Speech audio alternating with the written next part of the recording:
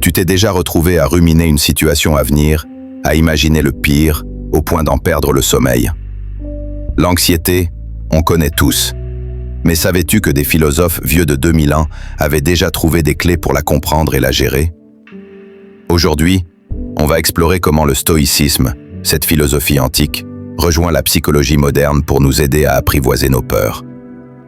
Si tu veux apprendre à être plus calme et résilient dans un monde chaotique, abonne-toi et active la cloche. Le stoïcisme, c'est une école de pensée née en Grèce, popularisée par des figures comme Sénèque, Épictète et l'empereur Marc Aurèle. Leur idée principale, on ne contrôle pas le monde extérieur, mais on contrôle nos pensées et nos réactions. Sénèque disait « Nous souffrons plus dans notre imagination que dans la réalité », ce qui ressemble beaucoup au concept psychologique moderne de catastrophisme, ce biais cognitif où notre cerveau exagère les menaces et imagine des scénarios pires qu'ils ne seront. Les stoïciens ne niaient pas les émotions. Ils cherchaient à les comprendre pour éviter d'être dominés par elles, exactement comme le fait aujourd'hui la thérapie cognitive et comportementale. La psychologie moderne nous montre que l'anxiété est une alarme interne, gérée par l'amygdale, qui cherche à nous protéger. Mais cette alarme se déclenche parfois trop fort, trop souvent. Le biais de catastrophisme, étudié en TCC, provoque ces pensées automatiques négatives. Et si je me ridiculise? Et si tout s'effondre? Marc Aurèle écrivait dans ses pensées « Si tu es affligé par quelque chose d'extérieur, la douleur ne vient pas de la chose elle-même, mais de ton jugement. » C'est exactement ce que dit la psychologie. Notre perception amplifie ou diminue notre stress. Des chercheurs ont même démontré que reformuler un problème, ce qu'on appelle le recadrage cognitif, réduit l'activité de l'amygdale. En d'autres termes, les stoïciens faisaient déjà du recadrage il y a 2 millénaires. 3 outils pratiques pour vaincre l'anxiété. Le premier, c'est le contrôle dichotomique. Épictète enseignait « Il y a des choses qui dépendent de nous et d'autres qui n'en dépendent pas ».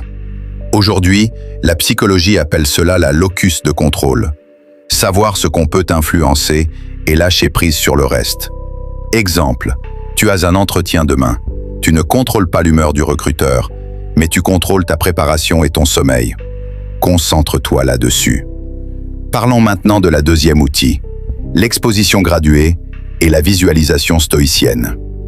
Les stoïciens pratiquaient la préméditation des mots. Imaginez les difficultés à l'avance pour s'y préparer émotionnellement. Les thérapeutes en anxiété appellent ça aujourd'hui exposition graduée ou visualisation contrôlée. Exemple, si parler en public te terrifie, imagine-toi d'abord devant un petit groupe bienveillant. Répète cet exercice jusqu'à réduire la peur.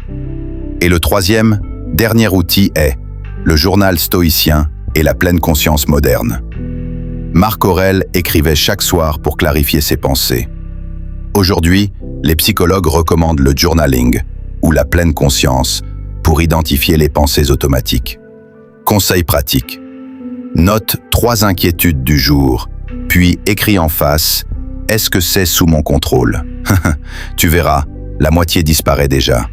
En conclusion, les stoïciens n'étaient pas des statues insensibles. Ils savaient que les émotions font partie de la vie, mais ils refusaient d'en être esclaves.